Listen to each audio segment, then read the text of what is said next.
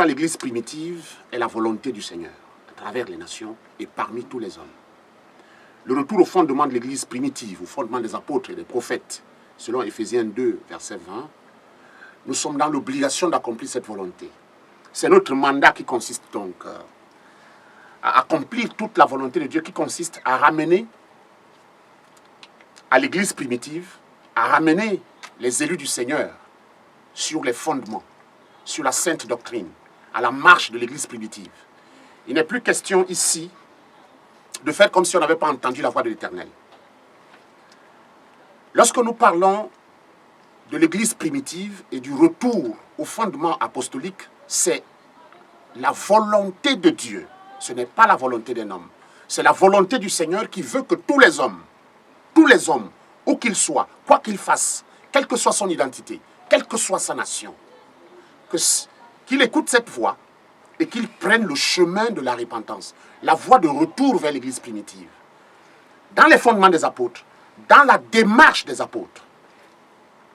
Notre mandat consiste donc à accomplir toute cette volonté de Dieu et en mettant en pratique toutes les instructions. Il n'est plus question de prêcher par les mots. Le temps des paroles est fini. Le temps de parler est terminé. Le Seigneur veut des personnes qui mettent en pratique sa parole. Donc nous sommes tenus pour cette tranche de serviteurs de Dieu que le Seigneur suscite à la dernière heure, dans les derniers jours. Nous ne sommes pas des serviteurs qui prêchent par la parole. Nous sommes une tranche de serviteurs qui prêchent par les actions, par les actes. Nous avons la recommandation expresse de conclure la fin de l'âge. Au commencement de l'Église, les apôtres ont commencé par les actes des apôtres, qui sont aussi les actes du Saint-Esprit.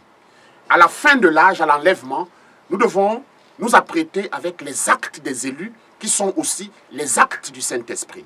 Voilà ce que le Seigneur veut. Lorsque nous lisons Ésaïe 6 au verset 8, nous pouvons lire ce verset. Ésaïe chapitre 6, le verset 8.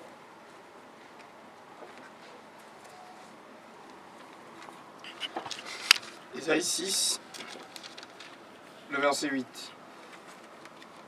La parole de Dieu déclare ceci. Malheur à ceux qui ajoutent maison à maison et qui joignent champ à champ, jusqu'à ce qu'il n'y ait plus d'espace et qu'ils habitent seuls au milieu du pays. Verset 9. C'est bon.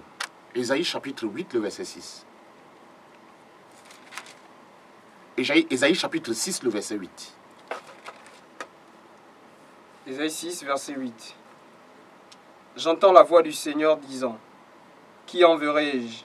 Qui marchera pour nous ?» Je répondis, « Me voici, envoie-moi. » Lorsque nous écoutons la voix de l'Éternel, qui parle en même temps, en Éphésiens chapitre 2, le verset 20, tu peux lire, Éphésiens 2, 20. Le Seigneur dit, « Qui enverrai-je » Non pas parce qu'il a manqué de serviteurs de Dieu, mais parce qu'un décret est sorti, que tous les serviteurs de Dieu, avant cette heure, ont mélangé le message, ils ont mélangé les pratiques, et le peuple est en péril. Le peuple de Dieu, il est en péril. Le peuple pour lequel Dieu est allé, Jésus-Christ est mort à la croix, ce peuple est en péril. Et le Seigneur s'exclame de nouveau par la bouche d'Isaïe, à notre temps. Qui enverrai-je? Qui enverrai-je? Parce que sa volonté, c'est que tous reviennent sur les fondements des apôtres. Tu peux lire Éphésiens 2 Éphésiens 2, 20. Vous avez été édifiés sur le fondement des apôtres et des prophètes. Jésus-Christ lui-même étant la pierre angulaire. C'est la volonté de Dieu. Que tous les peuples, tous les hommes, tous ceux qui s'appellent prédicateurs, serviteurs de Dieu, chrétiens, il n'y a pas un autre lieu. Et s'il y a un seul endroit où les gens se rassemblent et qu'ils ne sont pas sur le fondement apostolique, nous lançons cet appel parce que Dieu nous a envoyés pour sonner de cette trompette afin que tous, sans exception, sans condamnation, que tous prennent le chemin du retour à l'église primitive. Le chemin du retour au fondement apostolique. Et en ces fins de temps, Il est question de rassembler tous les élus de Dieu pour l'enlèvement avec le Christ. Et Christ lui-même se lève de son trône royal et décide de nous envoyer. Notre mission n'est pas une mission qui se lève de l'intelligence humaine. En Matthieu chapitre 24, verset 31, le Seigneur se lève de son trône et décide de trier dans le monde les personnes qu'il envoie pour cette mission. C'est la dernière heure. C'est la dernière mission, c'est la dernière sortie. Matthieu 24, 31. Si quelqu'un n'écoute pas cette trompette, il a choisi. Mais cette trompette vient pour indiquer la fin de temps, la fin de l'heure, le retour à la maison. Le temps de la distraction est terminé. Le Seigneur, dans sa miséricorde, il veut que où que les hommes soient, quoi qu'ils fassent, quel que soit leur rang, il ne tient pas compte de leur temps d'ignorance. Il veut que tous se reviennent. Mais le lieu du rendez-vous n'est pas dans un bâtiment, n'est pas dans une synagogue.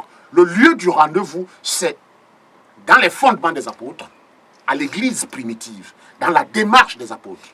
Matthieu chapitre 24, le verset 31. Matthieu 24, 31. Il enverra ses anges avec la trompette retentissante, et ils rassembleront ses élus des quatre vents, des extrémités des cieux à l'autre. Voilà la mission. La mission consiste à aller récupérer tous les élus de Dieu enfermés dans des prisons spirituelles où ils sont, parce que l'heure a sonné. Il n'est pas question qu'un élu soit en retard. Mais, parce que sa création, toute la création attend avec un ardent désir. Parce que c'est aussi le monde lui-même. Il est en captivité. Il est en captivité par ceux dont le verdict est déjà prononcé. Le Seigneur nous a envoyés parce qu'il répond aussi aux besoins du monde. La parole de Dieu lui-même, dans son trône, il dit, le monde attend avec un ardent désir la révélation des fils de Dieu. Je voudrais que le monde écoute et qu'il sache que l'amour du Seigneur ne s'est pas arrêté à la croix de Christ. L'amour du Seigneur continue aussi dans le rassemblement de ses élus, de tous ceux qui ont cru à la croix, de tous ceux qui ont cru à l'œuvre de la croix, et qui malheureusement sont en captivité à quelques endroits qu'on appelle synagogues et des maisons bâties. Donc le rassemblement des élus de Dieu est notre mandat, traversant la terre tout entière, c'est une mission planétaire, nous y sommes. Mais nous allons prononcer l'urgence, parce qu'il est important. Mais avant, nous allons lire Hébreux chapitre 8, le verset 19. Romains chapitre 8, le verset 19, autant pour moi.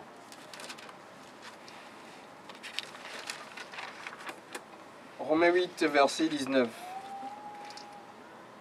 Aussi, la création attend, telle avec un ardent désir, la révélation des fils de Dieu. Il faut que les fils de Dieu se révèlent.